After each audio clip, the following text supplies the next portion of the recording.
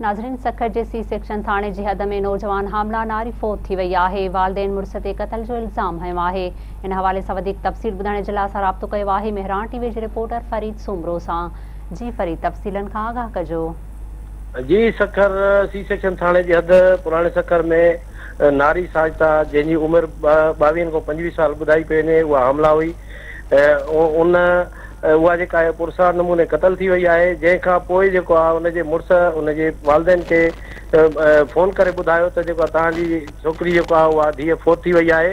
जॾहिं त उनजे वारसनि ॿुधायो त उनजे वालदेन ॿुधायो त असां सां नारी जेको आहे कुझु घड़ियूं अॻु में ॻाल्हायो फ़ोन ते त उहा ठीकु ठाक हुई, अहिड़ी का पोज़ीशन न हुई त उहा का मरे या उनजी का अहिड़ी कंडीशन हुजे। पर असां जंहिं महिल हिते अची करे ॾिठोसीं त नारी खे जेको आहे त उहे धक लॻल हुया ऐं उनखे जेको आहे पोइ पुलिस सी सेक्शन थाणे जी पुलिस खे इतला ॾिनो, जिन लाश खणाए जेको आहे सिविल अस्पताल पहुचायो ऐं उनजी जेको आहे हिन वक़्तु पोस्टमार्टम हली रही आहे।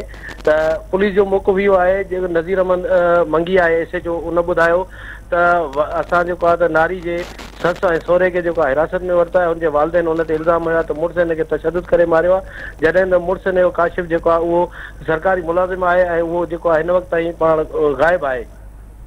ऐं इहे नारी जा जेके पेका आहिनि ऐं नारी जा जेके वालदेन उहे ॾेरकी सां वास्तो रखंदा ऐं मुड़ुस जेको आहे उहो हिते पाण में इहे जेके आहिनि फुफाट मारोट बि थियनि रिश्ते में।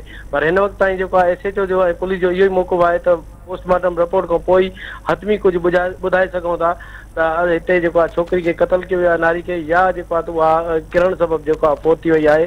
इन जी जेको अञा ताईं वाज़े जेको आहे मालूमात न थी सघिया। इहा पोस्टमार्टम रिपोर्ट खां पोइ ईंदो। हिन वक़्तु लाश जेको आहे उहो सखर जे सिविल अस्पताल में पोस्टमार्टम लाइ हली रहियो आहे, उहो उते ई आहे।